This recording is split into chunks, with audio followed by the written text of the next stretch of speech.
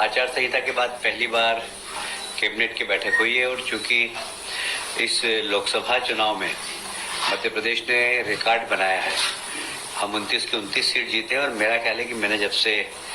राजनीति प्रारंभ की तब से कभी भी हम 29 सीट नहीं जीते पिछले 40 वर्षों में। तो 29 सीट जीतने का रिकॉर्ड डॉक्टर मोहन यादव जी के नेतृत्व में हुआ, इसलिए पूरे मंत्रिमंडल ने माननीय मुख्यमंत्री डॉक्टर मोहन यादव जी को बधाई दी है और इसमें बहुत सारे रिकॉर्ड बने हैं। अभी आपको मालूम है कि हम मध्य प्रदेश के चुनाव हुए, हम लगभग 163 सीटों पर जीते थे, पर इस बार हम 260 विधानसभाओं में जीते हैं लोकसभा के अंदर और औसत हमारी हर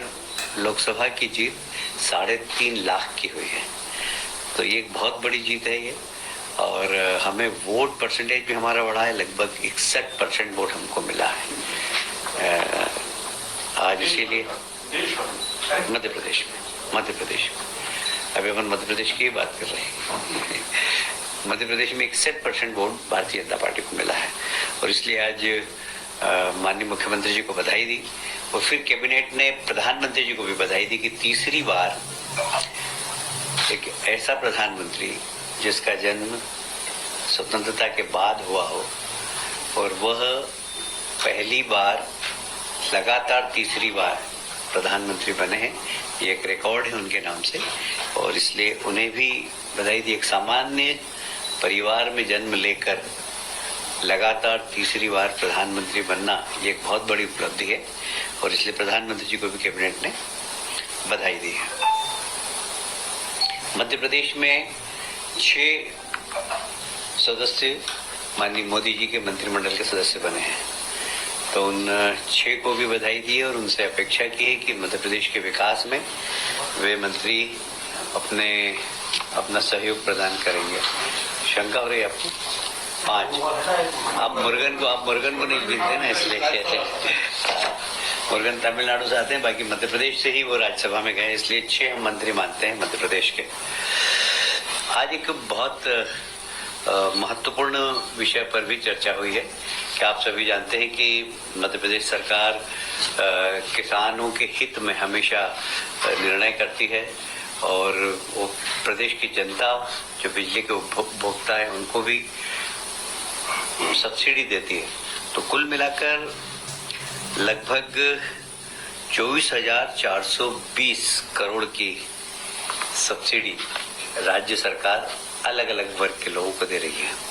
जैसे यदि मैं बात करूं, घरेलू उपभोक्ताओं को लगभग 6,000 करोड़ की सब्सिडी है। आप सभी जानते हैं कि 1 से 100 यूनिट तक बिजली के भाव अलग हैं और बाकी उसके भाव अलग है, इसलिए लगभग सामान्य उपभोक्ता को 6,000 करोड़ की सब्सिडी मिलती है और किसानों को जो सामान्य वर्ग के किसान हैं उनको 13,000 करोड़ की और SC/ST को 5,000 करोड़ की। इस प्रकार 24,000 करोड़ की सब्सिडी आज मंत्रिमंडल ने प्रदेश की जनता के लिए मंजूर की है और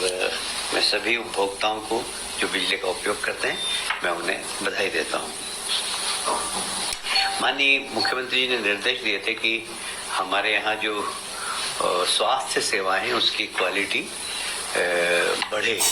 और इसके लिए आवश्यकता थी कि कुछ नए पद का सृजन हो और विभागों के डॉक्टर्स की भी कमी थी और कुछ पद ऐसे थे जो प्रमोशन से भरे जाने थे। तो अब प्रमोशन के पद यदि खाली हैं और प्रमोशन वाले योग्य व्यक्ति नहीं है तो उसको सीधी भर्ती से भरने के आज कैबिनेट ने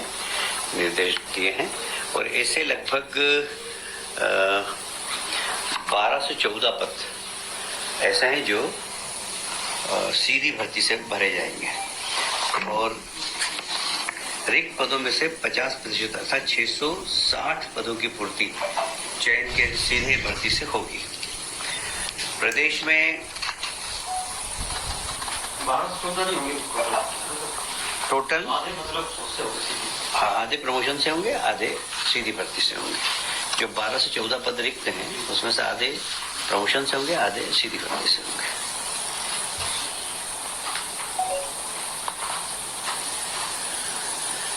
जो भारतीय लोक स्वास्थ्य मानक स्थापित किए गए हैं उसके अंतर्गत नवीन पदों के सृजन की बात आई थी, तो उसमें लगभग 46,491 नवीन पदों के सृजन की स्वीकृति दी है। इसमें तृतीय श्रेणी, चतुर्थ श्रेणी के कर्मचारी और पैरामेडिकल स्टाफ है, जिससे कि हमारे स्वास्थ्य सेवाओं में चिकित्सक के अतिरिक्त जो पैरामेडिकल स्टाफ है उनके भी पदों को सृजन देकर स्वास्थ्य सेवाओं को उन्नत बनाने का जो माननीय मुख्यमंत्री जी ने घोषणा की थी उसको करने का निर्णय आज लिया गया है। आप सभी जानते हैं कि इस प्रदेश में 3 विश्वविद्यालय, एक सागर में रानी अवंतिकाबाई लोधी विश्वविद्यालय, खरगोन में क्रांति सूर्य टंट्याभिल विश्वविद्यालय एवं गुना में तात्या टोपे विश्वविद्यालय, इन तीनों ही विश्वविद्यालय को उच्च शिक्षा विभाग से संबद्ध करते हुए उनकी जितनी भी आवश्यकता है उसकी पूर्ति करने के कैबिनेट ने निर्देश दिए हैं।